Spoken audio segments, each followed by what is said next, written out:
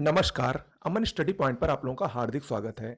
Daily mock test के अंतर्गत आज हम लोग मध्यकालीन इतिहास से संबंधित कुछ महत्वपूर्ण प्रश्नों पर चर्चा करेंगे। देखिए, वीडियो अगर अच्छा लगेगा तो वीडियो को लाइक ज़रूर कर दिया करिए। इसके अलावा चैनल सब्सक्राइब कर लीजिए, क्योंकि हमारे चैनल पर आपको डेली मॉक टेस्ट मिलेंगे जो कि आगामी सभी परीक्षाओं के लिए बहुत ही बेहतरीन है और जिनसे प्रश्न आने की पूरी संभावना है। इसके अलावा एक छोटी सी सूचना और, अगर आप लोग जीएस, हिंदी और करंट अफेयर्स की बेहतरीन पीडीएफ यूपी पीसीएस या यूपी पीएससी से संबंधित सभी परीक्षाओं के लिए चाहते हैं तो डिस्क्रिप्शन बॉक्स में एक मोबाइल नंबर दिया गया है, उस पर संपर्क कर सकते हैं। ठीक है, चलिए शुरुआत करते हैं। भारत में मुस्लिम साम्राज्य का वास्तविक संस्थापक कौन था? भारत में मुस्लिम साम्राज्य का वास्तविक संस्थापक, अगर देखा जाए तो इसमें ऑप्शन बी सही होगा, मोहम्मद गोरी। बहुत ही अच्छा प्रश्न है, इसीलिए मैंने इसको दिया है। ये कंफ्यूजन क्रिएट करने वाला प्रश्न है। देखिए, भारत में जब तुर्क आए, उसी समय मोहम्मद गोरी जब आया तो उसने तराइन के 2 युद्ध लड़े पृथ्वीराज चौहान के साथ, और तराइन के द्वितीय युद्ध में जब उसने पृथ्वीराज चौहान को हराया, उसके बाद ही उसने भारत में मुस्लिम साम्राज्य की स्थापना की। इसीलिए उसको मुस्लिम साम्राज्य का वास्तविक संस्थापक माना जाता है 1192 ईस्वी में तराइन के द्वितीय युद्ध के बाद। अब यहाँ पर कुछ लोग कंफ्यूज होंगे इल्तुतमिश के लिए। देखिए, इल्तुतमिश दिल्ली सल्तनत का वास्तविक संस्थापक है। इससे पहले ये जो इल्तुतमिश था, ये मोहम्मद गोरी का ही एक प्रकार से कह लें गुलाम था। मोहम्मद गोरी का गुलाम कुतुबुद्दीन ऐबक और कुतुबुद्दीन ऐबक का गुलाम इल्तुतमिश था। तो कुल मिलाकर ये इसके गुलाम थे। इसलिए ये दिल्ली सल्तनत का स्थापक है, लेकिन ये भारत में मुस्लिम साम्राज्य का वास्तविक संस्थापक माना जाता है। ठीक है, अगला प्रश्न है, निम्न कथनों में से कौन सा कथन असत्य है? 4 कथन दिए गए हैं, आपको बताना है कि चारों में से कौन सा असत्य है, सही नहीं है। मैं चारों कथन पढ़ रहा हूं। कुतुबुद्दीन ऐबक को हातिम द्वितीय भी कहा जाता है। दूसरा है, बलबन के समय में मंगोल शासक चंगेज खां ने भारत पर आक्रमण किया। तीसरा है, तुर्कान चहलगामी का गठन इल्तुतमिश ने किया। और चौथा है, गुलाम वंश का अंतिम शासक क्यूमर्स था। देखिए, इसमें अगर आप लोग चारों देखें, चारों गुलाम वंश से संबंधित है, तो इसमें ऑप्शन बी सही नहीं है। बलबन के समय में नहीं, बल्कि इल्तुतमिश के समय में ही मंगोल शासक चंगेज खां ने भारत पर आक्रमण किया था। 1220 ईस्वी में मंगोल शासक चंगेज खां ने भारत पर आक्रमण किया, जबकि इल्तुतमिश का कार्यकाल 1210 से लेकर 1236 तक था। ठीक है, इसमें यानी ऑप्शन बी नहीं सही है, बाकी तीनों सही है। कुतुबुद्दीन ऐबक को हातिम द्वितीय और लाख बख्श भी कहा जाता है। तुर्कान चहलगामी यानी 40 गुलामों का दल, इसका गठन इल्तुतमिश ने किया और इसका दमन बलबन ने किया था, याद रखिएगा। और गुलाम वंश का अंतिम शासक क्यूमर्स था। ओके, अगला है, प्रसिद्ध फारसी यात्री अब्दुल रज्जाक किसके समय में विजयनगर आया था?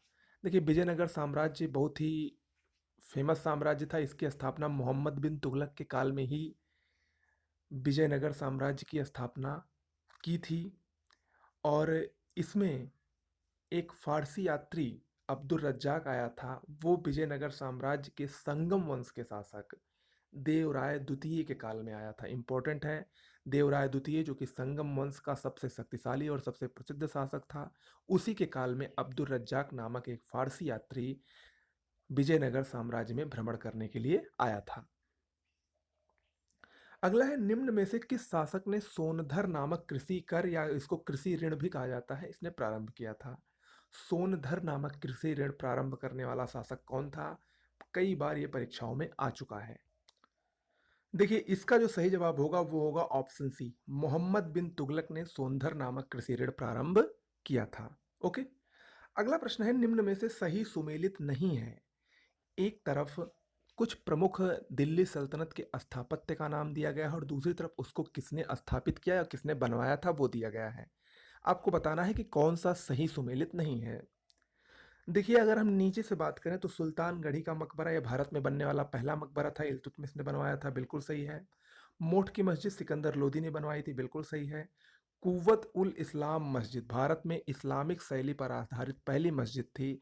कुतुबुद्दीन ऐबक ने बनवाया था, बिल्कुल सही है, लेकिन आदिलाबाद का किला ये फिरोज शाह तुगलक ने नहीं बनवाया था, ये गलत है। आदिलाबाद का किला मोहम्मद बिन तुगलक ने बनवाया था, इसलिए ऑप्शन ए सही सुमेलित नहीं है और बाकी तीनों सुमेलित हैं। आगे बढ़ते हैं। निम्न में से किस सूफी गुरु के उपदेशों का संकलन गुरु ग्रंथ साहिब में है?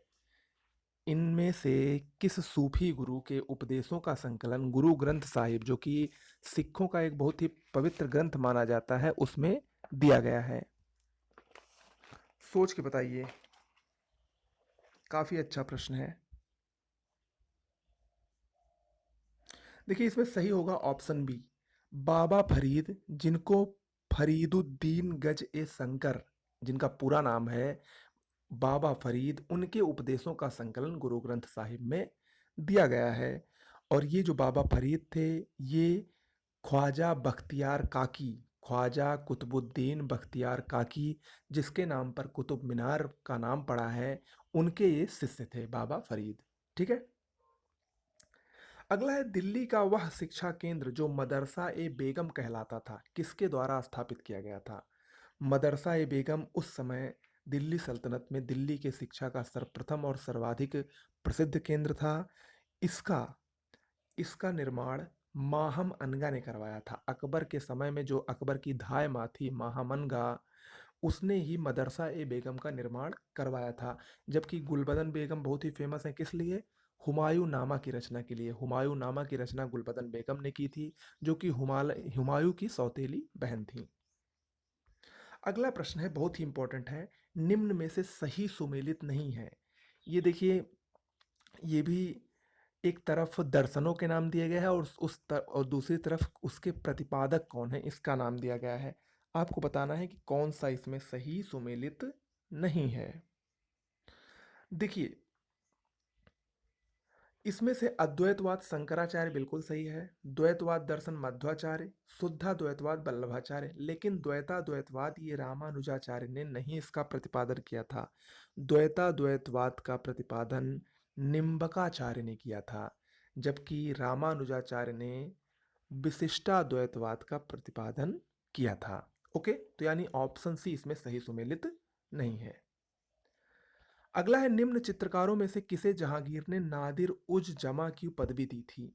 देखिए, जहांगीर का काल, तत्कालीन मुगल काल में जहांगीर का काल चित्रकला का सर्वोच्चतम काल था। चित्रकला एकदम उत्कर्ष स्थिति में थी उसके काल में, और उसके दरबार में विभिन्न प्रकार के बहुत ही मशहूर चित्रकार रहते थे, जिसमें से एक चित्रकार था अबुल हसन, जिसको जहांगीर ने नादिर उज जमा की पदवी दी थी। इसके अलावा एक और प्रसिद्ध चित्रकार थे जहांगीर के ही दरबार में, जिसका नाम था मंसूर।